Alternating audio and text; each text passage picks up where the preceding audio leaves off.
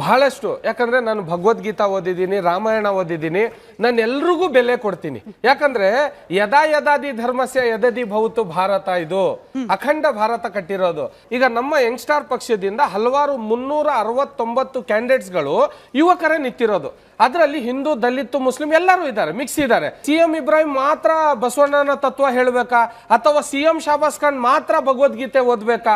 ಈ ಬಾಬಾ ಸಾಹೇಬ್ ಅಂಬೇಡ್ಕರ್ ಅವರು ಕೊಟ್ಟಿರುವಂತ ಸಂವಿಧಾನನ ನಂಬಿ ಓಟ್ ಹಾಕಬೇಕು ಹೊರತು ಆ ಪಕ್ಷ ಈ ಪಕ್ಷ. ನಿಮ್ಮಲ್ಲಿ ನಿಂತಿರುವಂತ ಯುವಕ ಯಾರಾದ್ರೂ, ಒಂದ್ ನಿಮಿಷ, ನಿಮ್ಮಲ್ಲಿ ನಿಂತಿರುವಂತ ಯುವಕಂಗೆ ಪರಿಶೀಲನೆ ಮಾಡಬೇಕು, ಅವ್ನು ಹಿಂದೂನಾ ಮುಸ್ಲಿಂನಾ. ಇನ್ನೊಂದು ಏನ್ ಹೇಳ್ತಾರೆ ಗೊತ್ತಾ, ಇವರು ಬೇರೆ ಪಕ್ಷಗಳ ಬಂದ್ರೆ ಇವರು ಓಟ್ ಹೊಡಿಯಕ್ ಬಂದಿರೋದು ಅಂತಾರೆ.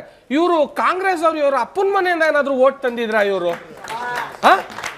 ಈ ಓಟ್ ನಮ್ದು, ಇದು ನಮ್ಮ ಹಕ್ಕಿದು, ನಮ್ಮ ಕೈಲಿ ನಮ್ಮ ವಾರ್ಡ್ನ, ನಮ್ಮ ಕಾನ್ಸ್ಟಿಟ್ಯೂನ್ಸಿನ, ನಮ್ಮ ಈ ಡಿಸ್ಟ್ರಿಕ್ಟ್ ನ ಉಳ್ಸಕ್ಕಾಗುತ್ತೆ ಅಂದ್ರೆ ಅವ್ನು ಹಿಂದೂ ಆದ್ರೂ ಸರಿ, ದಲಿತ ಆದ್ರೂ ಸರಿ, ಅವ್ನು ಯಾರ ಅಭಿಮಾನಿ ಆದ್ರೂ ಸರಿ, ಅವ್ನಿಗೆ ಓಟ್ ಹಾಕ್ಬೇಕು ಅಂತ ಬುದ್ಧಿ ಬೆಳೆಸಬೇಕಾಗಿದೆ ಮೇಡಮ್.